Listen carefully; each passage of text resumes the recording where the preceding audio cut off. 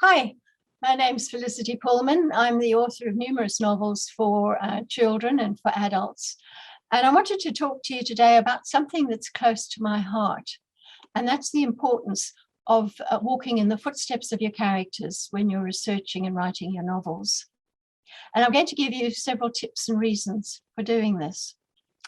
So tip number one, obviously in the age of COVID, we can't go too far, but there is still resources like Google, and Trove is great for Australian history. A little difficult to navigate, I have to say, but obviously, going on the internet is a great way to find out stuff. And of course, there's also the State Library, the War Museum, and other places that you can visit if you want to inform yourself about particular things in your novel. So tip number two, remember that a picture, a photograph, a picture book is worth 1,000 words. So do try and look at movies, find photographs of the places you're writing about, just to help you inform yourself about what you're looking at. And tip number three is to read documents, letters, chronicles, novels, watch the movies, anything that will help you visualize the setting of your novel. But COVID won't last forever, at least we hope it won't. So the question is, why walk in the footsteps of your characters? And I'll begin with 4 reasons taken from researching and writing my Jana mysteries, now published as the Jana Chronicles, which is set in the UK. And very briefly, Jana is a herbalist, the daughter of a herb wife. Her mother dies in mysterious circumstances. And Jana goes from forest to farm to abbey and finally to the royal court of Winchester in search of her unknown father, hoping that with his help, she can avenge the death of her mother. It's a medieval crime series. And so, of course, I made it difficult for me because I also had to go from forest to farm, etc., etc. But it was very good to be able to set the scene or see the scene from my character's eyes, to actually dream myself into my character as I was walking around. And it certainly made it easier to set the scene when I came to writing the novel. I used to walk around with field guides, birds, trees, flowers. She was a herbalist. You need to know that sort of stuff. And along the way, I obviously took loads of photographs. I made lots of notes. I did at one stage try taping my impressions, and got so bamboozled with whether I was going forwards or backwards that I gave the whole damn thing away. It was a nightmare, but making notes, obviously.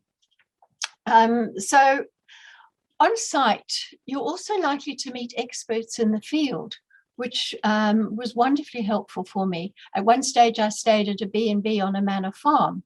So very feudal. The actual property is owned by the Earl of Pembroke, and the farmer was, answerable to Lordy, as he called him. And Nick was wonderful. He got very involved in this whole medieval farming scenario and did lots of research for me. And even better, he had a friend who owned a watermill. And so I had the introduction there, and I was able to go and actually watch a watermill, the medieval style watermill grinding grain, which was a wonderful experience. Reason number 3, you'll also find people to talk to, experts in the field as you go around. And you can visit museums, libraries, find special interest clubs, all sorts of different things that will give you the information you need. One of the particularly wonderful things that happened to me was going to see Shaftesbury Abbey, the ruins of Shaftesbury Abbey, because there are no working abbeys in England anymore after the dissolution of the monasteries by Henry VIII. But there was one of these audio guide thingies at Shaftesbury. It was one of the top 4 back in the day. And so I was able to walk around and see, where different things were placed and the workings of an abbey. But even better was at the back of the ruins was Aethelgifu's Anglo-Saxon herb garden. So of course I went there. There's a towering statue of King Alfred the Great at the back there. And Aethelgifu was his daughter, and she was a one-time abbess at Shaftesbury. So this herb garden was a wonderful source, and the gardener happened to be there, and he was very kind. He, took me around and he told me about the herbal properties of what was growing there, and I took photographs and made notes. And, it was just a fantastic thing that happened because I happened to be there. And I have to say, they say that when you commit to something, the universe conspires to help you. And certainly all the time I'm doing my research, I seem to find the right people at the right time and see the right things. And of course, it's just a wonderful adventure for me.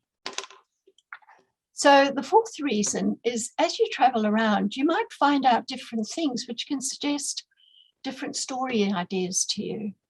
And that happened to me, again, when I was trying to visit Amesbury Abbey. There's absolutely nothing left there, but Jana does spend time at Amesbury Abbey in the book. And it's very close to Stonehenge. So I had no intention of taking Jana there, but I thought, I'll just go and play the tourist. I'll go and have a look. So I drove from Amesbury to Stonehenge along the top of Salisbury Plain, where you actually look down and you see the ring of standing stones. And I had this vision of this fallen monolith with this bleeding body stretched out over it. And it was such a powerful vision. I thought, I have to use this somehow. So I took Jana to Stonehenge, and it became a very important part, that bleeding body on the monolith, very important part of book 4. So again, as you're walking around, leave yourself open to new ideas, new story ideas.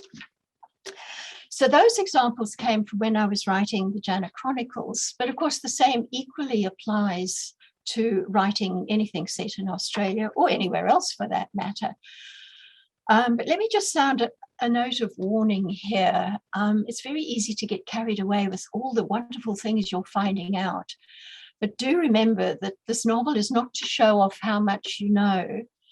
You use that information to inform your characters, to set the scene, to put your characters in context, and you cut out anything that doesn't add something that's irrelevant, that doesn't add something to the story that you're telling. So I also wrote some books, historical fiction set in Australia. The first one of my earliest books was Ghost Boy, and that was set partly at the quarantine station in Manly, with a flashback to 1881 and a smallpox epidemic, which is very timely given COVID. So again, I went there, I walked the walk, I talked to the guides, I found books and one thing and another. But one thing I did find, which was absolutely superb as far as research was concerned, was the Royal Commission into the quarantine station in 1882, because the whole thing was such a mess. During that smallpox epidemic, they had this Royal Commission, and that was a wonderful source of information for me. So again, that's a tip number 4. Look out for old documents if you're writing historical things.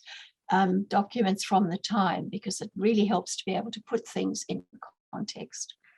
Tip number 5, I called value added.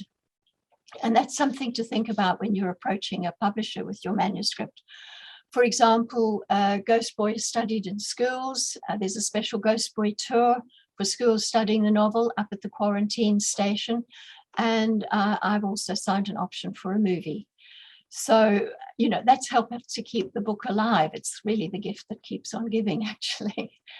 Another historical novel I wrote was set at Norfolk Island during the second convict settlement. And it's based on a very brutal commandant, although my commandant is fictional, as is his daughter.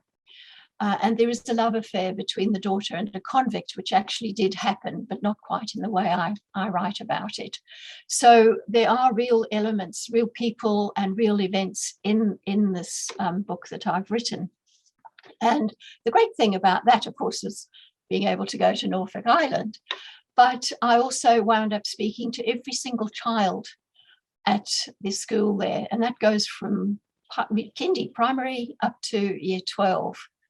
So, as I say, look for the angle the possible sales angle, because that's of vital importance to publishers when you're trying to pitch your book.